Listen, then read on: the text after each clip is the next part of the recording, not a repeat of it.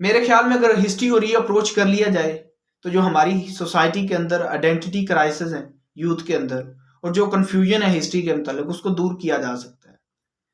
History क्योंकि rewrite की अगर इसको रीअप्रोच कर लिया जाए, सच को जान लिया जाए, तो जो आज की सोसाइटी के अंदर हम क्राइसिस देख रहे हैं यूथ के अंदर, उनको दूर किया जा सकता है और उसमें बेहतरी जो है उसकी तवक्को जो मुमकिन है। आज की इस वीडियो में हम बात करेंगे अयूब खान के मार्शल लॉ के मतलब, जो 1958 के अंदर उन्होंने पाकिस्तान की स्टेट पे इम्पोज किया। तो फाइनली 1958 को अयूब खान जो है वो जो जमहूरी हुकूमत है उसको ख़त्म कर देते हैं और मुल्क के अंदर मार्शल लॉ लगा दिया जाता है। अब एक ही वक्त के अंदर हमारे कंट्री के चीफ मार्शल लॉ एडमिनिस्ट्रेटर भी होते हैं, चीफ ऑफ आर्मी स्टाफ भी होते हैं और मुल्क के प्रेसिडेंट भी होते हैं। अब वो बहुत सारी पावर इनहेरिट करते हैं और इस पावर को वो मिस यूज़ करते हैं सिर्फ दो एजेंडों में। क्योंकि एक डिक्टेटर जो होता है उसको दो चीज़ों से खतरा होता है, एक होता है जमहूरियत से और दूसरा होता है पढ़े लिखे तबके से और हिस्ट्री से। अब डिक्टेटरशिप की बात की जाए तो जो डिक्टेटरशिप होती है उसको एजुकेशन से बहुत खतरा होता है, क्योंकि एजुकेशन हमेशा अपनी कम्युनिकेशन जो है आर्गुमेंट के साथ करती है, और जो पढ़ा लिखा तबका है वो अपनी कम्युनिकेशन आर्गुमेंट से करता है, और जो अथॉरिटी होती है, जो डिक्टेटरशिप होती है, वो अथॉरिटी के साथ कम्युनिकेट करती है। तो जो एजुकेशन होती है और जो आर्गुमेंट होता है वो हमेशा अथॉरिटी को वीक करता है। तो इसलिए जो सबसे बड़ा डर था अयूब खान के लिए वो पढ़ा लिखा तबका था और सियासतदान थे, क्योंकि सियासतदान जो थे वो सिविल सुप्रीमेसी की बात करते थे, वो सोशल जस्टिस की बात करते थे, और वो मशावरत के जरिए तमाम फैसलों की बात करते थे, और वो एक पर्सनैलिटी का इम्पोज फैसला वो कंसीडर नहीं करते थे। इसीलिए वो डिक्टेटरशिप को काउंटर करते थे, और यही गलती थी जो उनको सजाएं भी भुगतनी पड़ी और जेलें भी भुगतनी पड़ी।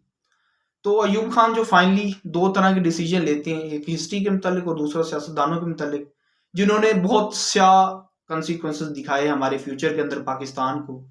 अब उनके पहले फैसले की बात करते हैं। अब जब उन्होंने देखा कि जो सियासतदान है और जमहूरी लोग हैं, अब वो बात करते हैं सिविल सुप्रीमेसी की, सोशल जस्टिस की बात करते हैं, और जो मेरी डिक्टेटरशिप है और जो मेरी सोच है उसको कंडेम करते हैं। अब उनका इस सोसाइटी के अंदर फ्रीडम ऑफ स्पीच जो है वो मेरे लिए खतरा है। तो इसीलिए वो एब्डो और प्रोडा जैसे दो बराए नाम बदनाम कवानीन लेके आते हैं, और इन कवानीन के जरिए जितने भी सियासतदान थे सबको डिस्क्वालीफाई किया जाता है, और 7-7 साल के लिए सब के सब सियासतदानों को जेलों में डाल दिया जाता है, जिसमें हमारे मशहूर सियासतदान जो हुसैन शहीद सरवर्दी भी शामिल थे और फिरोज खान नून भी शामिल थे। अब उनकी गलती क्या थी? गलती ये थी कि वो सिविल सुप्रीमेसी की बात करते थे, सोशल जस्टिस की बात करते थे, और वो बात करते थे कि जो जितने भी डिसीजन हमारी कंट्री के मतलब लिए जाए वो मुशावरत से लिए जाएं। हम एक सोच को कंडेम करते हैं, हम एक सोच के फैसलों को नहीं मानते। अब वो बात करते थे कि एक जो बंदा सेंटर के अंदर बैठा हुआ है, एक बंदे की सोच कैसे डिसाइड कर सकती है कि केपीके के लोग जिंदगी कैसे गुजारेंगे। अब एक बंदे की सोच कैसे डिसाइड कर सकती है कि बलूचिस्तान के लोग जिंदगी कैसे गुजारेंगे। अब इसी एक बंदे की सोच कैसे डिसाइड कर सकती है, और ये कैसे पॉसिबल हो सकता है एक बंदा डिसाइड करे कि जो कराची के लोग हैं, जो साउथ पंजाब के लोग हैं, और जितने भी पेरिफेरी के लोग हैं या जितने भी सेंटर के लोग हैं, वो अपनी जिंदगियां सिर्फ एक बंदे की सोच के मुतालिक, सिर्फ एक बंदे की सोच के मुताबिक और एक बंदे के जो पॉलिसीज हैं उसके मुताबिक जिंदगी गुजारे। अब उनके दूसरे स्टेप की बात करें तो दूसरा स्टेप ये था कि जो हिस्ट्री थी हमारी, प्योर हिस्ट्री, जो बिफोर 1960 हमें प्योर हिस्ट्री पढ़ाई जाती थी हमारे इंस्टीट्यूशंस के अंदर, कॉलेजेस, यूनिवर्सिटीज और स्कूल के अंदर हमारी प्योर हिस्ट्री पढ़ाई जाती थी। अब इस हिस्ट्री को रीराइट किया गया। अब इस हिस्ट्री को रीराइट करने के पीछे जो एजेंडा था वो ये था कि जब अयूब खान देखते हैं कि जो हमारा पढ़ा लिखा तबका होगा फ्यूचर के अंदर, वो तो हम पे क्रिटिसिज्म करेगा और हमसे पूछेगा कि आप जो बताते हैं माशरती उलूम की बुक्स के अंदर के जो मुस्लिम लीग थी और कांग्रेस थी वो आपस में बहुत बड़ी दुश्मन थी और कांग्रेस बड़ी साजिशी जमात थी, और जो ब्रिटिश था वो बड़ा प्रो मुस्लिम और प्रो मुस्लिम लीग था, ये सारे झूठ पे वो आर्गुमेंट करेगी यूथ। और जो कायदे आज़म को हम मुकम्मल प्रेजेंट करते हैं अपने नेशनलिज्म और पैट्रियटिज्म के जज्बों के साथ कि वो एक मुकम्मल शख्सियत थी, उनके फैसले जो थे वो सब के सब बेहतरीन थे, तो उनकी जो पॉलिटिकल फेलियर्स थे उन पे आर्गुमेंट किया जाएगा यूथ के द्वारा।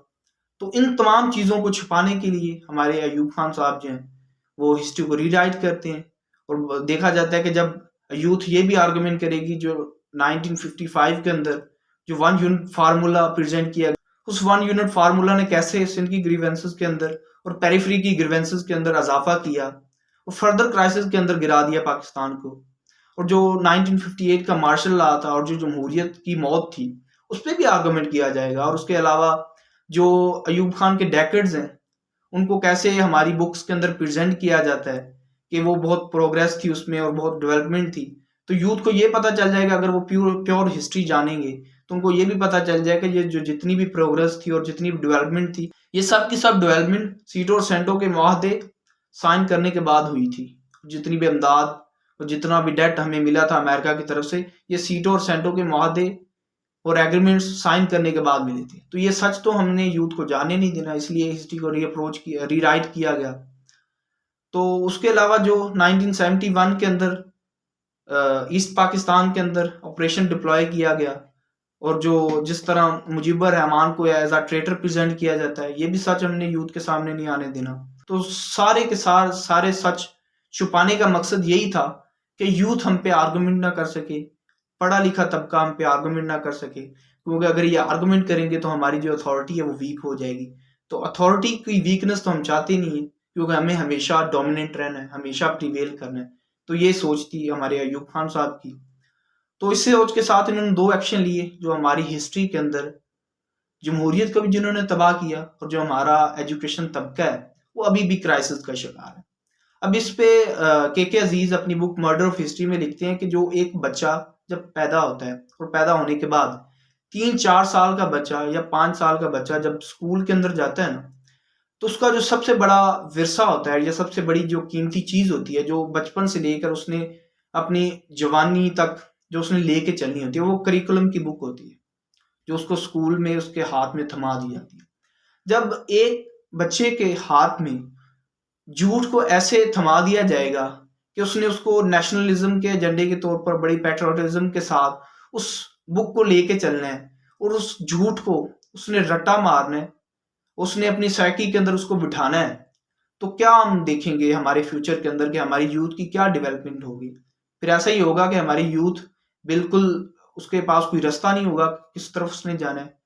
वो हर वक्त आइडेंटिटी क्राइसिस का शिकार होगी, उसको पता नहीं है कि हमारी हिस्ट्री क्या है, हमने अपने हिस्ट्री के जो फेलियर्स हैं उनसे क्या सीखना है और हमारी फ्यूचर के अंदर डेवलपमेंट कैसे होगी। तो जब हमारी हिस्ट्री हमेशा कंफ्यूजन का शिकार होगी और जो हमारी डेवलपमेंट है वो भी इसी हिस्ट्री की बेस पे की जाएगी और जो प्रोग्रेस है वो भी इसी हिस्ट्री की बेस पे की जाएगी, तो ये डेवलपमेंट हमेशा कंफ्यूजन का शिकार रहेगी और इस डेवलपमेंट से हमें कोई फायदा नहीं होगा। तो इसीलिए जो हमारी हिस्ट्री है अगर इसको रीअप्रोच कर लिया जाए और जो सच है, जो वर्स्ट है, जो बदतरीन है लेकिन है सच, अगर उसको जान लिया जाए, कम से कम उसको कंसीडर कर लिया जाए, तो मेरे ख्याल में जो हमारे फ्यूचर के अंदर क्राइसिस हैं वो ख़त्म हो सकते हैं। हमारे जो यूथ है उसके अंदर कोई आइडेंटिटी उनको मिल जाएगी कि हमारा पास्ट क्या था, हमने क्या क्या फेलियर्स हमने किए, जिसकी वजह से आज हम इस नहज पे खड़े हुए हैं कि हमारे कंट्री के अंदर पॉलिटिकल इंस्टेबिलिटी हर वक्त ही रहती है, हमारी स्टेट हर वक्त इनसिक्योरिटी का शिकार रहती है और एक पावरफुल तबका जो हमें डिक्टेट कर रहा है हर वक्त ही, क्योंकि शुरू से 1947 तक आज 2023 के अंदर भी हमारे मुल्क के अंदर जमहूरियत नहीं आ पाई। तो उस जमहूरियत ना आने की वजह यही है कि हमारा जो मोस्टली तबका है, जो पढ़ा लिखा तबका है, वो भी इग्नोरेंस का शिकार है, वो भी अच्छे से सच नहीं जानता। तो सच को जानने की जरूरत है। बहुत शुक्रिया।